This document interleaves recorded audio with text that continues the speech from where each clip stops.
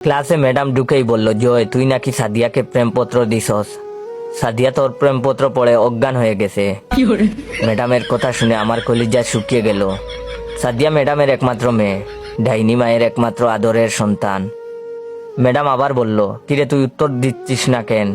ভয়ে আমার পায়ে কাঁপাকাঁপি শুরু হয়ে গেল, যে কোনো সময় প্যান্ট নষ্ট করে ফেলার মতন। জীবনে কখনো ম্যাডামের ক্লাসে পড়া দিয়েছি বলে মনে পড়ে না।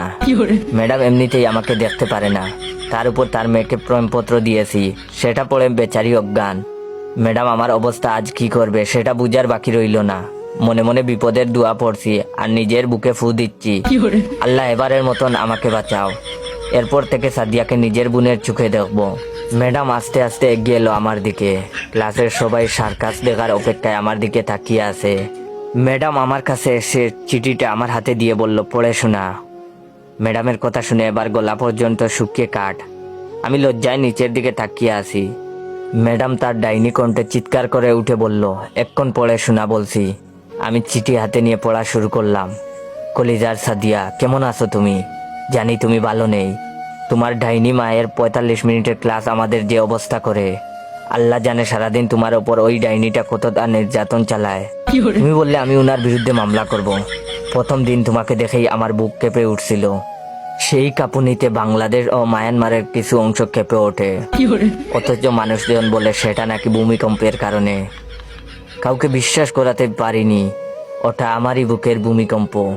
তুমি জানো সারাদিন শুধু আমি তোমার কথা ভাবি। এত ভাবনা যদি আমি গণিতের প্রতি দিতাম, তাহলে আইনস্টাইনের মতো আমার পকেটে 2-4টা নোবেল থাকতো।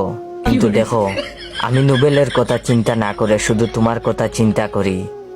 কিন্তু তোমার ডাইনি মায়ের জন্য চিন্তাটাও ঠিক মতো করতে পারি না। হঠাৎ করে তোমার মা আমার চিন্তার মধ্যে এসে আমাকে লাঠি পেটা করে আর বলে, ওই তুই আমার মেয়েকে নিয়ে চিন্তা করিস কেন? সেই দিন স্বপ্নে দেখি তোমাকে নিয়ে ছাদে যাচ্ছি হানিমুন করতে। রকেটে আমি আর তুমি লুকোচুরি খেলছি। এর মধ্যে কোথা থেকে যেন তোমার মা এসে রকেটের ইঞ্জিন বন্ধ করে দিয়ে বলে, এবার খেলা হবে। বিশ্বাস করো সাদিয়া, তোমার কথা মনে হইলেই এই হৃদয়ের মধ্যে এনার্জি বাল্ব জ্বলে উঠে। তুমি আবার ভেবো না আমি 300 টাকার এনার্জি বাল্ব 100 টাকায় কিনেছি শুধুমাত্র কোম্পানি প্রচারের জন্য।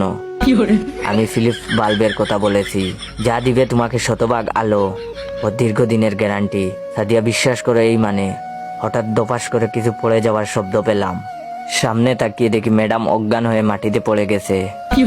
সবাই মিলে দৌড়াদৌড়ি করে ম্যাডামকে তুলে ডাক্তার ডাকতে গেলাম।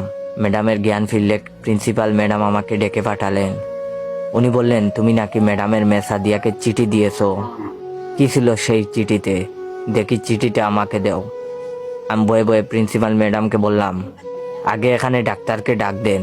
ভিডিওটা কেমন লাগলো অবশ্যই কমেন্ট করে জানাবেন। আর হ্যাঁ, ভিডিওটা ভালো লাগলে আপনার 15 জন বন্ধুকে শেয়ার করবেন আর কমেন্ট করে বলবেন ভিডিওটা শেয়ার করেছেন কিনা। ধন্যবাদ।